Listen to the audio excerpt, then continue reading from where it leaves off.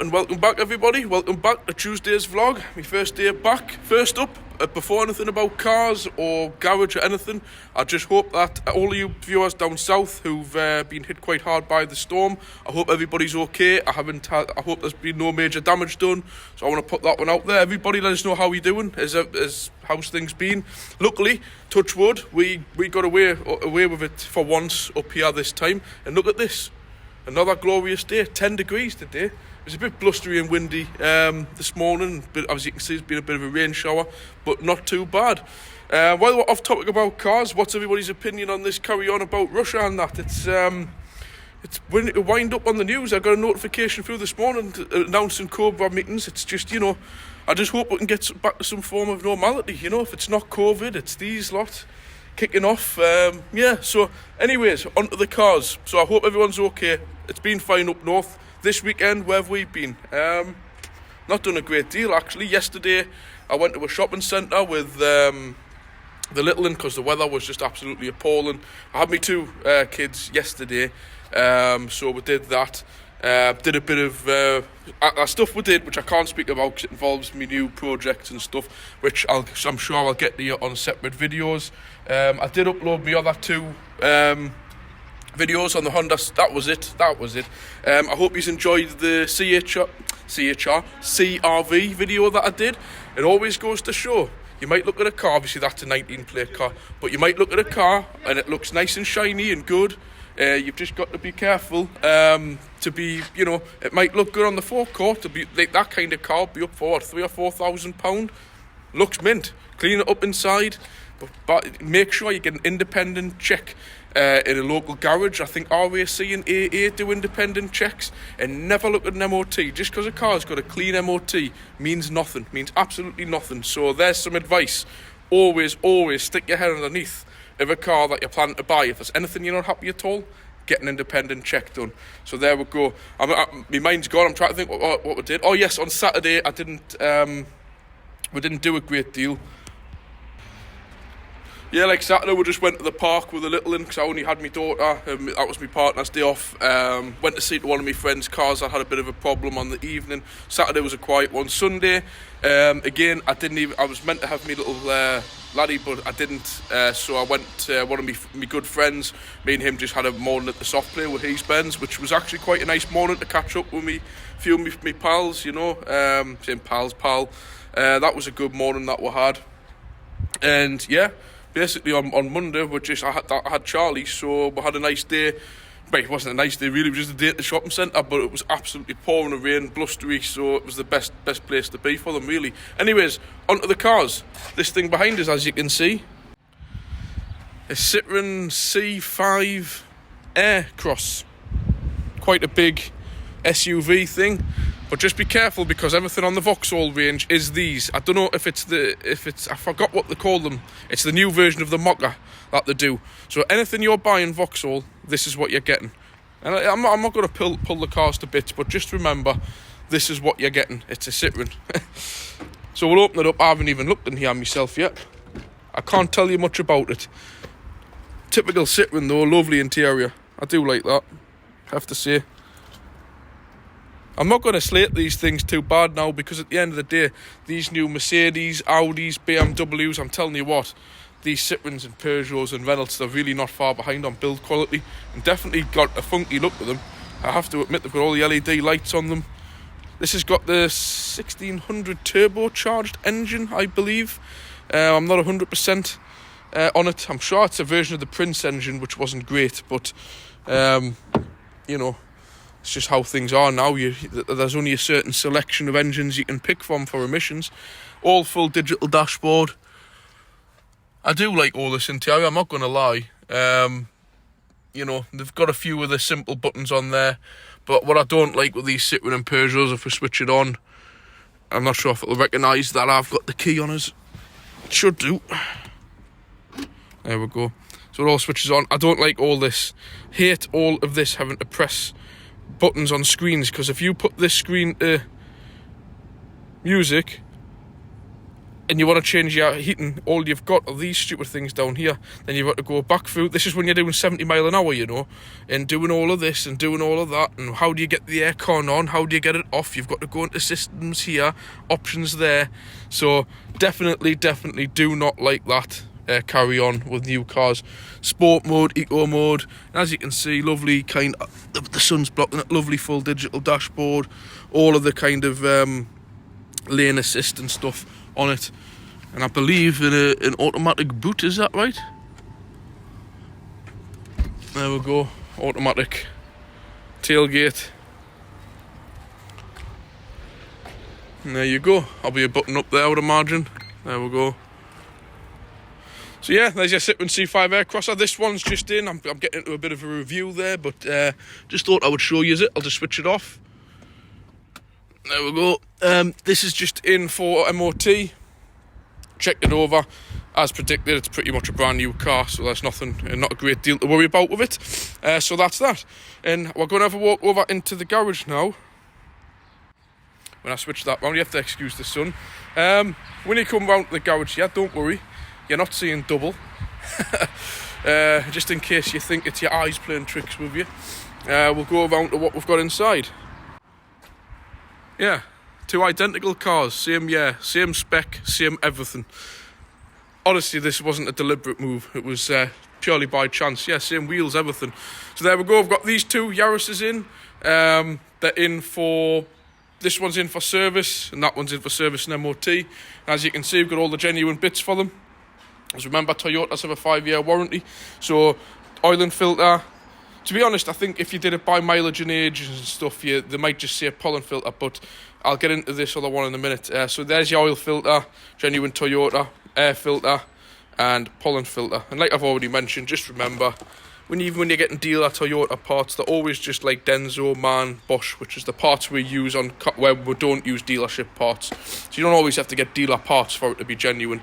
Genuine Toyota oil 020 for them, and the guy with this Yaris, he has requested a fuel additive in as well, which I use these in my own car. They're great. So yeah, so that's them. Nice easy cars to work on. But this one has got your typical Arnold or somebody, I don't know what their main names, who deal with them, but you know, believe it or not, these filters in these cars, you can do loads of miles and they always actually look brand new. But I can tell you now that hasn't been changed. Probably, I think the car's got 28,000 mile on. I would be very surprised if that's probably even been changed, to be honest. It doesn't look too bad, but when you like compare it to the new one, obviously that's the clean side. You know, it has had...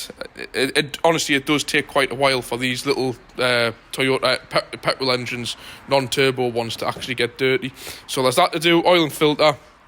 Pollen filters in the car. You seen us... Oh, funny enough, the last video I did, you seen us working on the hybrid one of these. Same colour as well. So yeah, these are the new VVT-iE engines. So you've got to use the 020 oil on them. They've done a lot of work back here. Upgrading and complicating matters with the EGR, having an EGR cooler on it, all for emissions.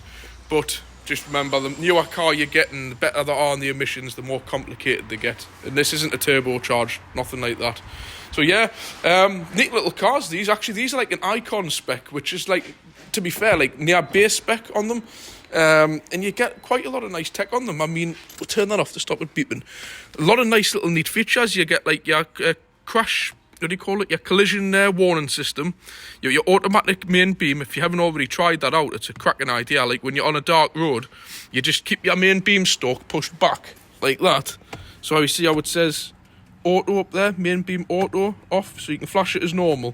And you just leave it in the back position.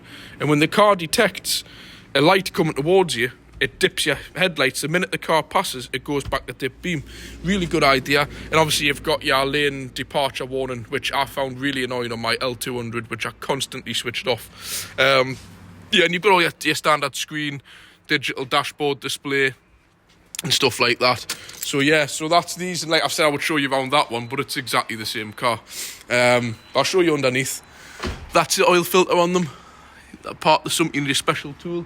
I don't think he's got it out yet, but you need to take a proper Toyota tool. You need to get these off. Don't try using old-fashioned chains and flipping straps, because you will damage them, because it's just like soft aluminium stuff. So there's your oil filter. Some plug will be thereabouts. There we go. And underneath, like I said, with these Toyotas, I rate them on all me channels. I think they're great cars, but when they're new like this, they're fine. But if you do, as you can see, the full bodies on them are completely exposed. No protection whatsoever on them. So bring it to your local garage or wherever, or get under yourself and put some grease on them, or wax oil. That's this stuff up here, which you've seen me using. We don't do it in the winter, so it's pointless asking us to do your car, but in the summer, that's when we'll start doing them, and you just spray all your chassis, the back axles, subframes, because they will just start to fall to bits. If you're only planning on keeping the car for a couple of years, absolutely no reason to worry about it. But like this guy, who owns this one, Davey, he keeps these, he's planning on keeping it for a long time. So if you are planning on keeping them long term, 100% get them wax oiled. So yeah, that's really underneath what I can show you. That it's just more or less a new car, but this one's got a lot more miles on than that one, because this lass who owns this one, she drives back and forth to like Durham or something every day. But you know, this one, it's only got 28,000 on. I'm going to go into this bit just briefly on this video because it's the request of the guy who owns it. Now, he bought this car, I'm not going to name names, from a dealership, and when he bought it in, and I had a little look round it and stuff, and he had the tyres on it were borderline being a pass for an MOT. They were lucky if they were about 1.7 mil, 1.8 mil. And the funny thing was, in February last year, it had passed an MOT with a strong advisory about the front tyres. It had done about 4 or 5 months later, been re-MOT'd. I think it had clocked up about another 5,000 mile, and no advisory on the tyres from this dealership. Yet at the same time, the tyre, I just said to them, well, that's fine, the tyres obviously had been changed, but they hadn't. And he had to go in and fight his point. And you know what they're like, they make you kind of sound like you're daft and you don't know what you're talking about, which in fairness, this guy knows nothing really about cars. So they did their usual thing, trying to demean him and things like that, as well as I checked this over and the air conditioning wasn't working on it. Because that's what I do. If somebody buys like a new car, you know, like for substantial money, plus upwards of £10,000, you go through and check everything works. And on this one, the aircon wasn't working. So he took it back to them and they were like, oh no sir, it's just you, you haven't checked it properly, it was working when we left it. And I was like, nah, I thought that's for an 18 plate car with less than 30,000 mile on, the aircon should be working. And lo and behold, which I didn't realise, he had gone through the paperwork of this car, and it had actually been in for the air conditioning to be looked at again in the February before he got the car last year, and a note written on that air conditioning system possible leak, which they hadn't obviously bothered even looking at it. I assumed they hadn't changed the tyres, they hadn't done anything with the air conditioning, and they were making this guy out to be a fool until he actually walked up and showed them the proof on the MOT that the tyres had been advised twice, because obviously somebody had the car, had an MOT, traded it in, and then they had MOT'd it again to sell it, and they hadn't even bothered advising the tyres. When they had done 4,000 mile more than the first MOT, and the air conditioning, and that should have been part of that, what is it they call it? They normally have stickers and stuff on them, like 100 and something point check that they had done. Whether or not they'd gassed it up or not, that's fair enough, but they should have just listened to what the guy said, was the air conditioning's off, looked at it and fixed it, and not actually argued with him or tried to make him out to be the fool. So anyways, he went in, he got messed about back and forwards a few times. I told him, I says, just keep at them, didn't let them, because I says, I'm telling you, I says, 2 tyres, that's got to be 150 quid for argument's sake. But I said, air conditioning systems cost a fortune, whatever way you look at them. Even the gas in these new ones, they take this gas, it's the R1234YF, it is very, very expensive. So even just for a regas, you'd be looking at the best part of, 80 quid, I think, or something like that for the new gas, maybe it's more. It's probably definitely more from a dealership. Anyways, he persevered with them, and eventually, when he got the better of them, they contacted him, and they invited him round, you know, the usual, have a coffee, sit in the waiting room, and they fitted him 2 brand new Kumo tyres. I think they did. No, they did, yes. They fitted him 2 new tyres, and there was a pipe on the air conditioning system somewhere, which they replaced for free, you know, like all these pipes. And let me tell you now, these are super duper expensive. And they replaced wherever it was, somewhere on the air conditioning. So he got his air conditioning fixed and tyres just through perseverance. So there's a bit of advice. If you're not happy with something on your car, if you're definitely within your rights to what's actually wrong to get it repaired, stick at it and you will eventually get a result out of it, you know. So yeah, so I'll leave that one there. There's no point in us showing you, if I get too in depth showing servicing and stuff, it gets in the way of doing work. I do that on my own projects, which I do separately if you want to watch us doing little jobs. But yeah, that's it for today. The 2 Yaris's, the Citroen, they're done. And I'll be back to you tomorrow. I've got a whole load of stuff down there, but I'll keep that for tomorrow's video to show you. So yeah, thanks for watching. Just remember, hit the subscribe if you like these daily vlogs. Leave a comment, hit the like button. It all helps towards the channel. I'll catch you tomorrow. Thanks. Bye.